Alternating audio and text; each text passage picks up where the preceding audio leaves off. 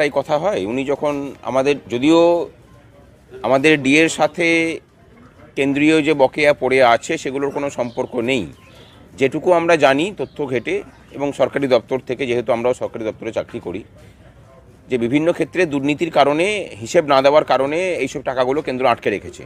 কিন্তু যে পরিমাণ হিসেব দেখাচ্ছেন সেই হিসেবটাও ঠিক নয়।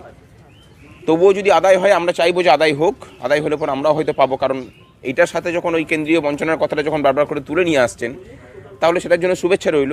আর একটা কথা ওনার প্রতি আমন্ত্রণ রইল যে আলাদা করে আর অবস্থান মঞ্চ করে কি করবেন। আমাদের এখানে তো অনশন মঞ্চ রয়েছে, অনশনও হচ্ছে, এবং এটা প্রকৃত অনশন হচ্ছে। যে অনশন আপনি করতে পারবেন না সেই অনশন আমরা করছি। আপনি বরং এখানে আসুন, আপনারই হাতটা শক্ত হবে। এবং আপনি তো বারবার করে বলতেন যে আমরা কেন্দ্রীয় বঞ্চনা নিয়ে কথা বলি না। আপনি এই মঞ্চে আসুন, এখানে ধর্ণা দিন, তখন দেখবেন যে আপনার বঞ্চনা এবং আমাদের বঞ্চনা একাকার হয়ে গেছে। আমরাও কেন্দ্রীয় বঞ্চনা নিয়ে কথা বলবো, ভালোই হবে। সেটা একটা মঞ্চ এতদিন থেকে আছে, এটা প্রতিষ্ঠিত, গোটা দেশের কাছে এটা এখন প্রতিষ্ঠিত হয়ে গেছে। ওনাকে আবার করে নতুন করে মঞ্চ করতে হবে, সেটাকে প্রতিষ্ঠা করতে সময় লাগবে, তারপর এত সময়ও ওনার নেই। তা উনি যে কটা দিন বসবেন, এখানে পরিকাঠামো সমস্ত কিছু রেডি আছে। উনি যদি অনশন করতে চান, তাহলে আমরা সেবা শুশ্রূষা করতে রাজি আছি, কোনো সমস্যা নেই। সরকারি ডাক্তার নার্সরাই আছেন, কোনো অসুবিধা হবে না। আপনি আসুন, এখানে আলাদা করে খরচাও করতে হবে না। আর আপনি তো বারবার করে বলেন যে সরকারি কর্মচারীরা নাকি কেন্দ্রের বঞ্চনা নিয়ে কথা বলে না, তাহলে আপনি আসুন, একসাথেই বঞ্চনা নিয়ে কথা বলি। এর আগে তো আমরা 44 দিন থেকে ধরে অনশন চালিয়েছিলাম। লড়াইটা চলবে। সামনে যে ধর্মঘট, তার জন্য আমরা পুরোদস্তুর তৈরি হচ্ছি। আমরা এই অনশন কর্মসূচিকে নবান্নের সামনে নিয়ে যাওয়ার জন্য আমরা আবেদন করেছি গতকালকে হাওড়া পুলিশের কাছে। তারা যদি অনুমতি না দেন, তাহলে আমরা এবার আবার আদালতের দ্বারস্থ হব, দেখব যে অনুমতি পাওয়া যায় কিনা। যদি অনুমতি পাওয়া যায়, তাহলে এই অনশন তখন হাওড়াতে নবান্নের সামনে গিয়ে হবে। লাগাতার অনশন হবে এবং সেটা শহীদ মিনারের পাদদেশ থেকে গিয়ে নবান্নের সামনে হতে পারে। হ্যাঁ, সেটা দুদিনের জন্য হলেও সেটা হবে নবান্নের সামনে। এবং আপনারা যে অনশন করছেন, পুরোপুরিভাবে কি না খেয়ে? তো অনশন মানে তো না খাওয়াই তো। অনশন মানে তো আর ক্যাডবেরি বা স্যান্ডউইচ খেয়ে ওজন বাড়ানো নয়, পিছনে গ্রিন রুম রেখে। আমরা যেটা করেছি, এই বিগত 1 বছরের মধ্যে দ্বিতীয়বার এখানে অনশনের কর্মসূচি হচ্ছে। অনশনটা যে সত্য পথে প্রতিবাদ করার একটা রাস্তা, যে রাস্তাটা প্রতিষ্ঠিত ছিল, যেটাকে কেউ কেউ কলঙ্কিত করার কাজ করেছেন দায়িত্ব নিয়ে, তারা এখন প্রতিষ্ঠিত হয়েছেন। আমরা সেই অনশনের পবিত্রতাটাকে আবার তুলে ধরার জন্য এই কাজ করছি। কিভাবে অনশন করতে হয় সেটাও দেখাচ্ছি ওনাদের মতো ব্যক্তিদেরকে আর কি। আমাদের এখানে যারা অনশন করছেন তারা জল খাচ্ছেন এবং সাথে ওআরএস। ধর্মঘটটা কি পুরো রাজ্য জুড়ে নাকি কলকাতা? না, অবশ্যই পুরো রাজ্য জুড়ে। পুরো রাজ্যের যত সরকারি অফিস আছে, স্কুল কলেজ আছে, সমস্ত জায়গাতেই ধর্মঘট হবে। এবং আমরা চেষ্টা করব যে স্থায়ী অস্থায়ী সকল কর্মচারী যেন এই ধর্মঘটে যোগদান করেন। আমরা এটাও চেষ্টা করছি যে বিভিন্ন নাগরিক সংগঠনগুলোকে যোগদান করাতে।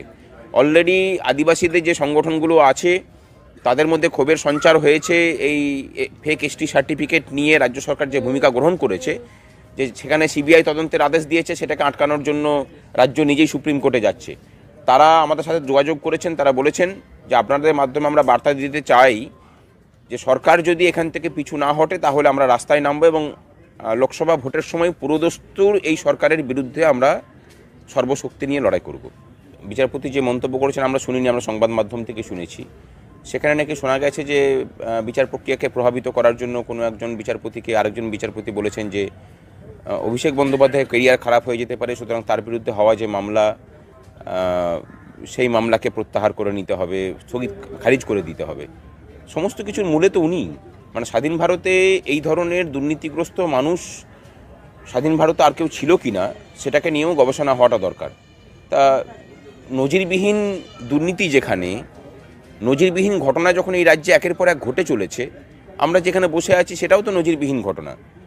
সেখানে এই ঘটনা তো খুব স্বাভাবিক একটা ব্যাপার, এবং এটা বিচার ব্যবস্থার একদম আভ্যন্তরীণ বিষয়। এটা নিয়ে আমরা কোনো মন্তব্য করতে যাব না যে কোনটা ঠিক কোনটা ভুল।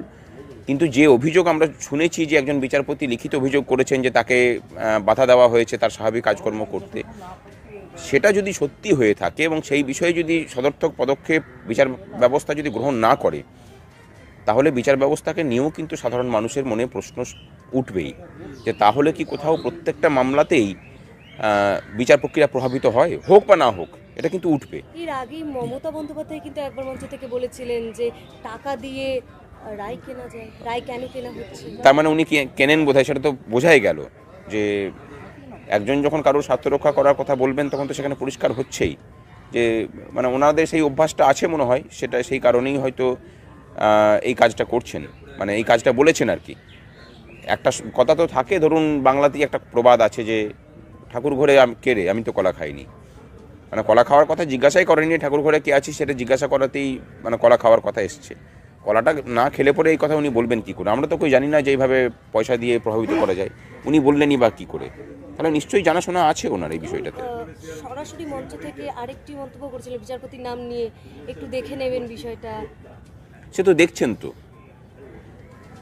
কোনো বিচারপতির বাড়িতে পোস্টার পড়ছে, কারোর পরিবারকে হেনস্থা করা হচ্ছে, কারোর এজলাস দখল করে রাখা হচ্ছে, কারোর এজলাসে সরকারি উকিল দাঁড়াবেন না সেরকম সিদ্ধান্ত নেওয়া হচ্ছে। এগুলো কি? এগুলো তো বিচার প্রক্রিয়াকে প্রভাবিত করাই তো। মানে বিচার ব্যবস্থা যাতে ওনাদের দুর্নীতির বিরুদ্ধে কাজ করতে না পারে, সাধারণ মানুষ যেন বিচার ব্যবস্থার কাছ থেকেও কোনো রকম সুরাহা না পান, এটা হচ্ছে তার ব্যবস্থা করা, এর বাইরে তো কিছু নয়। মানে সাধারণ মানুষ এটা বুঝতে পারছেন যে এই সরকার প্রত্যেকটা সাংবিধানিক প্রতিষ্ঠানকে খাদের কিনারায় নিয়ে এসে দাঁড় করিয়েছে এবং ধ্বংস করতে চায়। শুধুমাত্র আমি থাকবো এবং আমার পরিবার পরিজন থাকবেন এবং আমার কিছু প্রিয় আমলা গোষ্ঠী থাকবেন যারা সুবিধাভোগীর তালিকায় থাকবেন, বাকি সব বঞ্চিত হবেন। এটাই হচ্ছে। এবং তার বাইরে আদালতই বা থাকবে কিভাবে? সাধারণ মানুষ তাহলে কোথায় যাবে? প্রশ্ন তো উঠে যায়। যাওয়ার রাস্তা আছে তো, রাস্তা সাধারণ মানুষকে রাস্তায় নামতে হবে। ব্রিটিশদের বিরুদ্ধে এই রাস্তায় নামতে দেরি হয়েছিল বলেই 190 বছর লেগেছিল। রাস্তায় নামতে দেরি হচ্ছে বলেই এতদিন এই অনাচার চলছে। মানুষের ভোট লুট হচ্ছে, মানে খুব আমি প্রাথমিক বিষয়গুলো বলছি। ভোট দেওয়ার অধিকার আপনার নেই এই রাজ্যে, আপনি স্বাধীনভাবে ভোট দিতে পারবেন না। কোন মানুষ কবে তার নিজের ভোটটা নিজে দিতে পেয়েছেন কোনো ভয়ডরকে উপেক্ষা করে, সেটা অধিকাংশ মানুষকে জিজ্ঞাসা করুন, অন্তত 50% মানুষ মনে করতে পারবেন না। মানে আমি মৌলিক অধিকারগুলোর কথা বলছি। ধরুন একজন শিশু যে বড় হবে তাকে রাষ্ট্র সুশিক্ষা দেবে, স্কুলগুলোতে যাবেন শিক্ষক নেই, সাবজেক্ট ওয়াইজ টিচার নেই। মানে ধরুন কোনো স্কুলে যদি অঙ্কের শিক্ষক না থাকেন, মানে একটা গোটা প্রজন্ম অঙ্কের শিক্ষা থেকেই বঞ্চিত হচ্ছে। সরকারি স্বাস্থ্য ব্যবস্থা পুরোপুরি ভেঙে পড়েছে, ডাক্তারের নিয়োগ নেই, নার্স নেই, পরিকাঠামো নেই। যেটুকু পরিকাঠামোর জন্য পয়সা কেন্দ্র থেকে আসছে শিক্ষা বা স্বাস্থ্য খাতে, সেগুলো মানে চুরি হচ্ছে বলাটা ভুল, ডাকাতি হচ্ছে। মানে এই সমস্ত কিছুগুলো চলছে। মানে মানুষের বেঁচে থাকার যে ন্যূনতম অধিকারগুলো থাকে, ভোটাধিকার বলুন, শিক্ষার অধিকার বলুন, স্বাস্থ্যের অধিকার বলুন, বাড়িঘর তৈরি করে দিচ্ছে কেন্দ্র সরকার, সেই টাকাতেও নয়ছয় হয়েছে দুর্নীতি। কাজের পরিবেশের কথা তো নাই বললাম। এই রাজ্যের ছেলেমেয়েরা এখন সব থেকে বেশি পরিমাণে পরিযায়ী শ্রমিকে পরিণত হয়েছে। তাহলে মানুষের সমস্ত মৌলিক অধিকারগুলোকে তো এই রাজ্যে হরণ করা হয়েছে। তারপরে আর শাসন বলে কিছু থাকে নাকি? এবং ওনাদের মুখে যেসব কথাগুলো বলেন সেগুলো আসলে সাধুর বেশে শয়তানের কথা।